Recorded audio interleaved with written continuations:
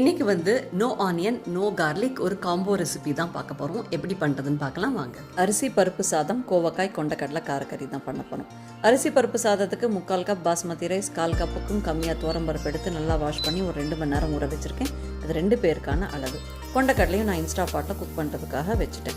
அது ஊற வச்ச கொண்டக்கடலை. நீங்கள் ப்ரெஷர் குக்கும் பண்ணிக்கலாம். ஒரு ப்ரெஷர் பேனில் கொஞ்சம் எண்ணெய் விட்டு கடுகு, சீரகம், வரமிளகாய், பச்சை மிளகாய், தக்காளி, இஞ்சி, கருவேப்பிலை, கொத்தமல்லி நல்லா வதக்கிட்டு நம்ம எடுத்த அரிசி பருப்பு கலவைக்கு ஏற்ற மாதிரி 2 கப்பு தண்ணி விட்டு கொஞ்சம் நெய் விட்டு 2-3 விசில் விடுற அளவுக்கு ப்ரெஷர் குக் பண்ணிக்கணும். இப்போ ஒரு கடாயில் கொஞ்சமாக எண்ணெய் விட்டுட்டு கடுகு, உளுத்தம் பருப்பு தாளிச்சிட்டு நம்ம கோவக்காயும் நல்லா வதக்கிட்டு உப்பு சேர்த்து கொஞ்சம் தண்ணி விட்டு குக் பண்ணுறதுக்காக மூடி வச்சுருங்க. இப்போ நம்ம அரிசி பருப்பு சாதம் சூப்பராக ரெடி ஆகிடுச்சு. கோவக்காயும் ரெடி ஆகிடுச்சு. காரக்கறிக்கு போடுற கறி பவுடர் தான் நான் சேர்த்துருக்கேன்.